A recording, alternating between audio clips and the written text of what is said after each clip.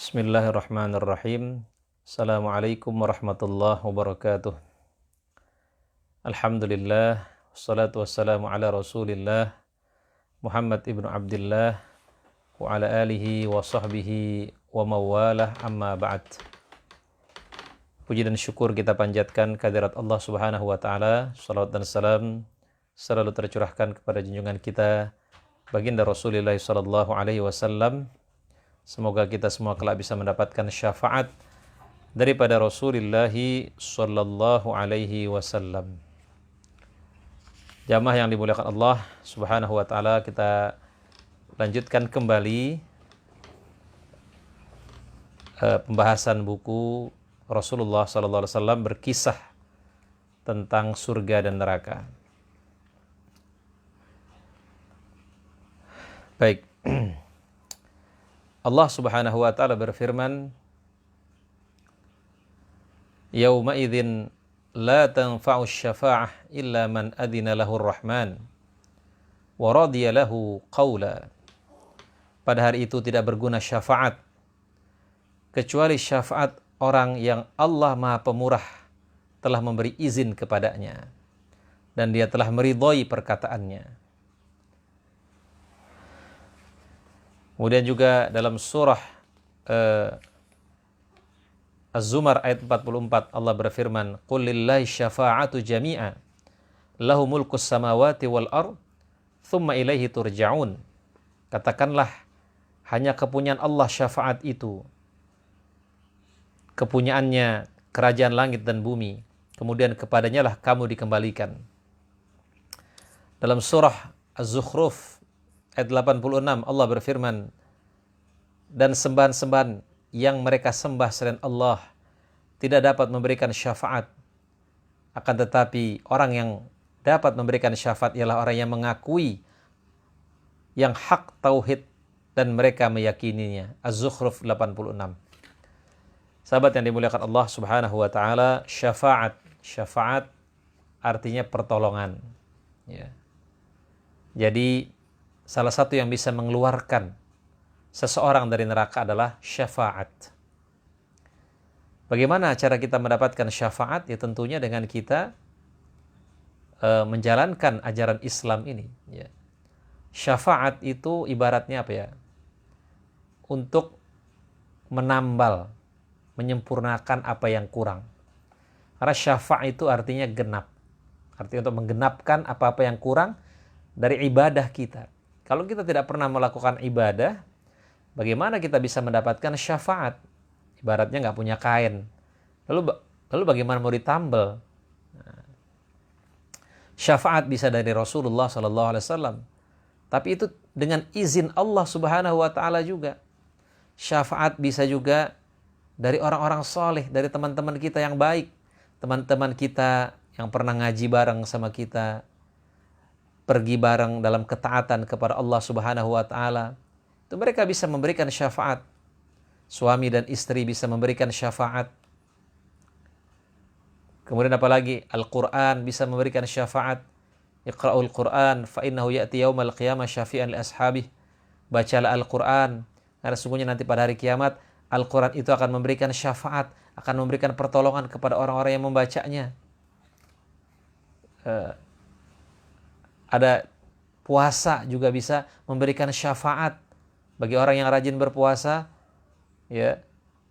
Puasa bisa memberikan syafaat, bisa memberikan pertolongan kepadanya. Jamaah yang dimuliakan Allah Subhanahu wa taala, Abu Sa'id Al-Khudri meriwayatkan dari Nabi sallallahu alaihi wasallam, Yadkhulu ahlul jannah al-jannah wa ahlun nari an-nar. ثم يقول الله أخرجوا من كان في قلبه مثقال حبة من خردل من إيمان فيخرجون منها قد اسودوا فيلقون في نهر الحياة فينبتون كما تنبت الحبة في جانب السيل ألم تر أنها تخرج صفراء ملتوية. Ahli surga masuk ke dalam surga dan ahli neraka masuk ke dalam neraka. Kemudian Allah berfirman, keluarkanlah siapa yang dalam hatinya terdapat seberat biji sawi keimanan. Lalu mereka dikeluarkan dari neraka dalam keadaan telah menjadi hitam. Lalu mereka dilemparkan ke sungai kehidupan. Lantas mereka tumbuh seperti biji yang tumbuh di samping aliran. Tidakkah kamu tahu bahwa biji tersebut tumbuh dalam keadaan kekuning-kuningan lagi lemas? Dari Abu Sa'id Al-Khudri meriwayatkan sabda Rasulullah SAW, adapun ahli neraka yang memang penghuninya, maka mereka tidak mati dan tidak pula hidup di dalamnya.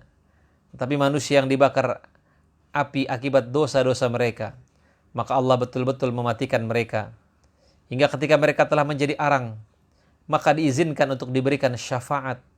Lalu mereka dibawa berkelompok-kelompok, lalu disebarkan di sungai-sungai surga.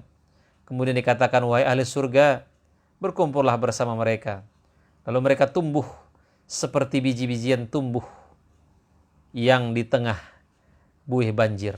Nah, ini bagi orang-orang mukmin yang melakukan maksiat, maka Allah akan memasukkan mereka ke neraka terlebih dahulu. Setelah dosa-dosa mereka habis dibakar, dibersihkan, baru mereka dimasukkan ke Nahrul Hayat, sungai kehidupan, untuk dibersihkan, kemudian masuk ke surganya Allah Subhanahu wa ta'ala. Ini juga salah satu syafaat Allah, salah satu pertolongan Allah Subhanahu wa ta'ala. Kemudian Abu Sa'id Al-Khudri radhiyallahu anhu menuturkan bahwa sabda Rasulullah sallallahu alaihi wasallam, sayakhrujun nasu minan nar qad ihtaraqu wa kanu mithlal humam thumma la yazalu ahlul jannah yurashshuna 'alaiha al-ma' hatta yambutuna nabatal ghutha fis sail. Orang-orang akan dikeluarkan dari neraka dalam keadaan telah terbakar dan mereka sudah seperti arang. Kemudian ahli surga terus-menerus mencipratkan air pada mereka hingga mereka tumbuh seperti tumbuhan yang lemah di aliran air. Abu Sa'id Al-Khudri meriwayatkan sabda Rasulullah sallallahu alaihi wasallam, innallaha yukhriju qauman minan nar ba'dama la yabqa minhum fiha illa al-wujuh fayudkhiluhumul jannah. Sesungguhnya Allah mengeluarkan satu kaum dari neraka setelah tidak tersisa mereka di dalamnya kecuali wajah. Lalu dia memasukkan mereka ke dalam surga. Inilah salah satu bentuk Rahman dan Rahimnya Allah Subhanahu wa ta'ala kepada hambanya. Ya, rahmat Allah itu jauh lebih besar daripada murkanya. Kalau Allah tidak Rahman, tidak Rahim, mungkin Allah akan membuat orang-orang yang masuk neraka itu selama aja di neraka. Tapi karena Rahman dan Rahimnya Allah, Allah keluarkan mereka dari neraka. Orang-orang yang di dalam hatinya masih ada iman, walaupun sebesar biji sawi. Maka iman itu sangat mahal. Iman itu sangat berharga. Jangan remehkan iman yang ada dalam hati kita. Karena itu yang bisa menyelamatkan kita daripada neraka. Itu yang bisa mengeluarkan kita dari nerakanya Allah Subhanahu wa ta'ala. Maka selalulah perbaharui iman kita. Jaddidu imanakum. Perbaharui terus iman kamu. Dengan apa? Dengan banyak mengucapkan kalimat La ilaha illallah. Jamaah yang dimuliakan Allah Subhanahu wa ta'ala, Abu Sa'id berkata, di sini juga ada ya. Anas meriwayatkan sabda Nabi sallallahu alaihi wasallam, yaqulullah azza wa jalla akhriju minan nar man dzakarani yawman aw khafani fi maqam. Allah berfirman, keluarkanlah dari neraka siapa saja yang mengingatku pada suatu hari atau takut kepadaku di suatu tempat. Nah, ini berzikir. Berzikir juga bisa mengeluarkan kita dari neraka. Maka jangan remehkan zikir. Jangan remehkan zikir pagi dan petang. Ana ma'abdi madama dzakarani wa taharrakat bi syafatah. Aku bersama hambaku selama mereka mengingat aku dan bibirnya bergerak untuk mengingat aku. Mathalul ladzi yadhkuru rabbah wal ladzi la yadhkuru rabbah kamathalil hayy wal mayyit. Perumpamaan orang yang berzikir dengan orang yang tidak berzikir seperti orang yang hidup dengan orang yang mati. Ingat, zikir kita itu akan diingat oleh Allah Subhanahu wa taala. Jangan kita menduga bahwa ketika kita berzikir Allah lupa. Dan itu yang akan bisa menyelamatkan kita juga dari neraka. Takutnya kita kepada Allah Subhanahu wa taala. Ketika kita sendirian, ketika kita tidak ada yang lihat, kita tetap takut kepada Allah Subhanahu wa taala, itu juga bisa menyelamatkan kita dari nerakanya Allah Subhanahu wa taala. Innama yakhsyallaha min ibadihil ulama. Yang takut kepada Allah adalah hanya orang-orang yang berilmu. Fudail bin Iyad mengatakan, takutnya seorang hamba kepada Allah sejauh mana pengetahuan dia tentang Allah Subhanahu wa taala. Kemudian Abu Musa al-Asy'ari meriwayatkan sabda Rasulullah sallallahu alaihi wasallam, ketika ahli neraka berkumpul di neraka dan mereka bersama orang-orang yang dikehendaki Allah dari ahli kiblat, maka kaum kafir bertanya, bukankah kalian orang-orang muslim?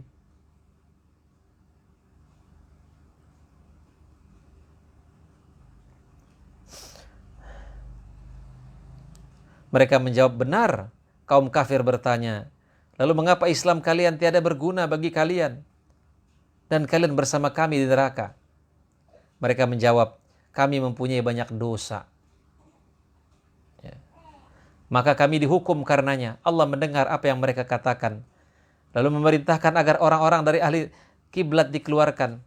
Ketika ahli neraka melihat hal itu, mereka mengatakan, duhai sekiranya kami dahulu sebagai orang muslim, lalu kami keluar sebagaimana mereka keluar. Nah, nanti orang-orang kafir akan menyesal ketika melihat orang-orang beriman, orang-orang Islam yang masuk neraka, kemudian mereka dikeluarkan. Mereka menyangka sama, ternyata tidak sama. Kalau orang-orang kafir, mereka khalidina fiha abada, mereka selama-lamanya di neraka. Orang-orang beriman, mereka akan dikeluarkan dari neraka. Ya, orang-orang kafir menyesal. Ya, kebanyakan mereka di antara orang kafir ada yang mengatakan, ya laitani kuntu turaba. Aduh, kenapa saya nggak jadi debu saja? Saya tidak disiksa, saya tidak dihisap. Ya, memang penyesalan selalu datangnya belakangan. Orang-orang yang berada di neraka kebanyakan adalah orang-orang yang selalu menunda-nunda untuk melakukan kebaikan. Oh, nanti saja, oh entar saja. Sampai ketika ajal datang kepada mereka, mereka belum sempat melakukan kebaikan. Karenanya, fastabiqul khairat, berlomba-lomba dalam kebaikan. Jangan pernah menunda-nunda kebaikan. La tuakhir amalaka ilal ghad. Jangan kamu tunda amal baikmu sampai besok. Ma tastati'u an taf'alahu al-yawm. Apa yang bisa kau lakukan hari ini, lakukan. Sahabat yang dimuliakan Allah Subhanahu wa taala, Abu Musa melanjutkan, Rasulullah membaca alif lam ra tilka ayatul kitabi wa qur'anin mubin rubbama yawaddul ladzina kafaru law kanu muslimin. Alif lam ra, surat ini adalah sebagian dari ayat-ayat Alkitab yang sempurna, yaitu ayat-ayat Al-Quran yang memberikan penjelasan. Orang-orang yang kafir itu seringkali nanti di akhirat menginginkan kiranya mereka dahulu di dunia menjadi orang-orang muslim. Ya. Tapi keimanan mereka di akhirat sudah tidak bermanfaat lagi. Penyesalan mereka di akhirat sudah tidak bermanfaat lagi. Maka kalau kita mau menyesal, menyesalah di dunia. Ad-dunya darul amal, la hisab. Dunia ini tempatnya beramal, tidak ada hisab. Wal akhirah darul hisab. Akhirat itu darul hisab, tempatnya kita dihisab. La amal, sudah tidak ada amal lagi. Maka Umar bin Khattab berkata, hasibu anfusakum qabla an tuhasabu. Hisablah dirimu sebelum kau nanti dihisab oleh Allah Subhanahu wa taala. Hisablah diri kita, periksalah diri kita. Sudah berapa banyak amal yang kita lakukan? Sudah berapa banyak sedekah yang kita keluarkan? Sudah berapa banyak anak yatim yang kita santuni? Sudah sejauh mana bakti kita kepada orang tua kita hisab? Wazinu anfusakum qabla an tuwazanu. Timbanglah dirimu, timbanglah amalmu sebelum kau nanti ditimbang oleh Allah Subhanahu wa taala. Anas meriwayatkan sabda Nabi sallallahu alaihi wasallam, "Yakhruju minan nar arba'ah fayu'raduna 'ala Allah 'azza wa jalla fayaltafitu ahadum fayaqulu ay Rabb kuntu ajuka id akhrajatni minha alla ta'iduni fiha fayunjihillahu minha." Keluar dari neraka 4 orang. Lalu mereka dihadapkan kepada Allah. Salah seorang dari mereka berpaling seraya mengatakan, "Wahai Rabb, ya, aku berharap kepadamu ketika engkau mengeluarkan darinya agar engkau tidak mengembalikan lagi aku ke dalamnya." Maka Allah pun menyelamatkan darinya.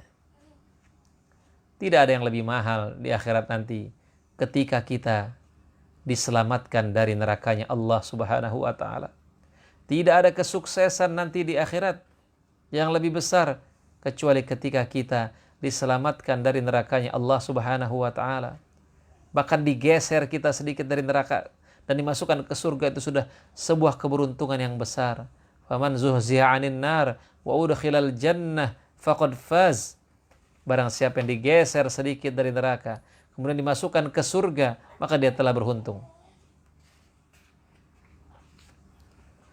Jamaah yang dimuliakan Allah Subhanahu wa ta'ala. Kemudian hadis yang selanjutnya, Abu Sa'id Al-Khudri meriwayatkan Rasulullah bersabda, Allah berfirman, "Wahai Adam," ia menjawab, "Aku penuhi panggilanmu dan kebahagiaan serta kebaikan berada di kedua tanganmu." Dia berfirman, "Keluarkan utusan neraka." Ia bertanya, "Apakah utusan neraka itu?"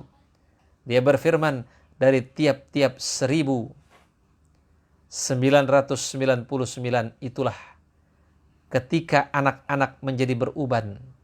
Setiap wanita hamil melahirkan apa yang dikandungkan, dan kamu melihat manusia mabuk, padahal mereka bukan mabuk, tetapi akibat azab Allah sangat keras.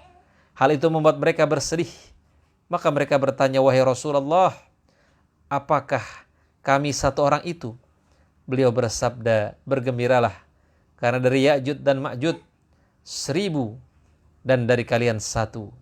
Kemudian beliau bersabda, demi zat yang jiwaku berada di tangannya, sesungguhnya aku benar-benar berharap kalian menjadi seperti 3 ahli surga. Abu Sa'id mengatakan, maka kami memuji Allah dan bertakbir. Kemudian beliau bersabda, demi zat yang jiwaku berada di tangannya, sesungguhnya aku benar-benar berharap kalian menjadi separuh ahli surga.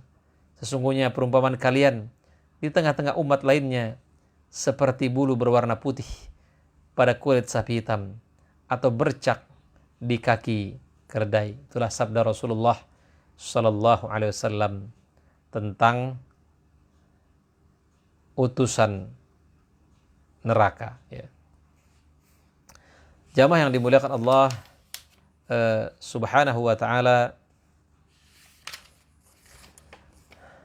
hadis dari Abu Hurairah meriwayatkan sabda Rasulullah sallallahu alaihi wasallam, surga dan neraka berbantah-bantahan. Yang ini mengatakan orang-orang yang zalim dan orang-orang yang sombong akan masuk kepadaku. Sedangkan yang lain mengatakan orang-orang lemah dan orang-orang miskin akan masuk kepadaku.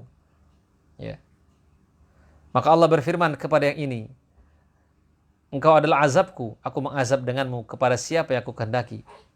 Dan dia berfirman kepada yang lainnya, engkau rahmatku, aku merahmati denganmu kepada siapa yang aku kehendaki. Masing-masing dari kalian berdua memiliki isi. Adapun neraka maka tidak penuh hingga Allah meletakkan kakinya seraya mengatakan, sudah cukup. Ketika itu neraka penuh dan satu sama lain saling menjauhkan, dan Allah tidak menzalimi satupun dari makhluknya. Adapun surga maka Allah menciptakan makhluk untuknya. Jadi surga, neraka Allah sediakan untuk orang-orang yang zalim. Ya, maka Rasulullah mengatakan ittaquz zulma fa inna zulma zulumatun yaumal qiyamah. Hati-hati dengan melakukan kezaliman. Karena kezaliman itu adalah kegelapan pada hari kiamat. Zalim kepada siapa? Ya zalim kepada anak, zalim kepada istri, zalim kepada pembantu. Ya. Pembantu sudah harusnya dibayar, tidak dibayar. Bahkan Rasulullah mengatakan, a'tul ajira ajrah qabla ayajif fa'araquh. Berikan pembantumu itu upah, ya, sebelum keringatnya kering. Zalim kepada tetangga, mengganggu tetangga, ya, membakar sampah semaunya sehingga asapnya masuk ke rumah tetangga. Itu adalah kezaliman dan lain sebagainya.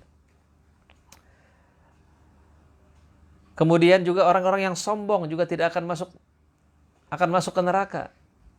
Rasulullah mengatakan la yadkhulul jannah man kana fi qalbi mithqala dzarra min kibr. Tidak akan masuk surga orang yang hatinya ada kesombongan walaupun sebesar biji dzarah. Apa itu sombong? Sombong itu bukan orang yang bajunya bagus, bukan orang yang mobilnya bagus.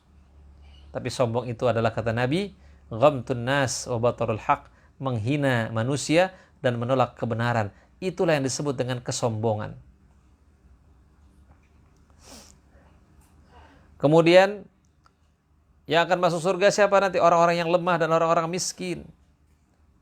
Ya, orang miskin masuk surga setengah hari lebih dahulu daripada orang-orang kaya. Setengah hari dalam hitungan akhirat adalah 500 tahun. Lalu, apakah berarti orang kaya nanti akan dikalahkan derajatnya oleh orang miskin? Ya, belum tentu. Kenapa orang miskin itu masuknya lebih dahulu? Karena mereka hisapnya sebentar. Ya mungkin mereka apa yang dihisap? Mungkin mereka tidak punya rumah, tidak punya kendaraan yang bagus. Maka hisapnya hisaban yasira. Orang kaya wajar saja hisapnya lama. Karena banyak hartanya, banyak rumahnya, banyak mobilnya, banyak propertinya, banyak pabriknya. Tapi bukan berarti orang kaya ketika dia masuk surga dia tidak bisa mengalahkan orang miskin. Kalau dia bersedekah dengan hartanya, dia berjihad dengan hartanya, dia bisa mengalahkan orang miskin. Ya. Jadi kita juga bisa masuk surga dengan kekayaan kita, bisa. Rasulullah mengatakan, ni'mal malus salih, ni'mal malus salih lirajulis salih. Sebaik-baiknya harta itu adalah milik seseorang yang salih. Kalau harta itu dikuasai oleh orang yang salih, dia didapatkan dari jalan yang baik, dibelanjakan di jalan yang baik. Makanya harta di dalam Al-Quran disebut dengan al-khair. Artinya apa? Harta itu semakin banyak, semakin bagus. Selama didapatkan dari jalan yang baik, dibelanjakan di jalan-jalan dakwah, di jalan-jalan kebaikan, di jalan Allah. Dan tidak kikir ketika menginfakkannya, ketika mensedekahkannya, dia tidak kikir. Jamaah yang dimuliakan Allah Subhanahu wa ta'ala. Surga adalah gambaran daripada rahmat Allah Subhanahu wa ta'ala, yang menjadi hak Allah untuk merahmati siapapun. Tetapi Allah tidak mengingkari janjinya. Kita bisa lihat siapa yang masuk surga. Bagaimana sifat-sifat para penghuni surga. Kita bisa lihat dalam surat Al-Baqarah kan, yang mendirikan salat, yang menunaikan zakat, yang percaya kepada akhirat, ya, yang menahan amarah, yang memaafkan manusia, yang berinfak baik dalam keadaan sulit ataupun dalam keadaan senang. Itulah salah satu ciri para penduduk surga. Ya. Ada, kata Nabi, 4 sifat, ya. 4 sifat orang yang tidak disentuh oleh api neraka. Ya, yang pertama adalah orang yang hayyin. Ya, hayyin. Ya. Apa itu orang yang hayyin? Orang yang hayyin adalah orang yang tidak sombong, orang yang tawadu, ya, orang yang tidak ujub. Itu pertama. Yang kedua, layyin, orang yang lemah lembut. Lemah lembut kepada siapa? Ya lemah lembut kepada orang tua, kepada anak istri, kepada teman, ya, kepada tetangga. Dia berlemah lembut. Ya. Kemudian apa lagi? Qarib. Nah, apa itu qarib? Dekat, orangnya akrab, suka menyapa, suka mengucapkan salam, ya, suka menebarkan senyum. Ini salah satu orang yang diharapkan dari api neraka. Kemudian apa lagi? Sahal, orangnya gampangan, orangnya kagak ribet gitu loh. Ya, kalau beli sesuatu dari orang nggak ribet, jual juga nggak ribet, nggak terlalu banyak, nggak nanyanya nggak terlalu ribet lah gitu ya. Kalau menagih hutang juga nggak ribet. Kalau orangnya ada ya udah bayar, kalau nggak ada ya sudah, mau gimana lagi. Ya. Nah, itulah salah satu ciri-ciri orang yang tidak disentuh oleh api neraka. Jamaah yang dimuliakan Allah Subhanahu wa taala. Mungkin itu yang bisa saya sampaikan, kurang lebihnya mohon maaf. Al-haqqu minallah, yang benar dari Allah Subhanahu wa taala. Wal khata' minni, kalau ada kesalahan dia dari diri saya pribadi. Kita tutup kajian kita pada pagi hari ini dengan membaca doa kafaratul majlis. Subhanaka Allahumma bihamdika asyhadu an la ilaha illa anta astaghfiruka wa atubu ilaik. Assalamualaikum warahmatullahi wabarakatuh.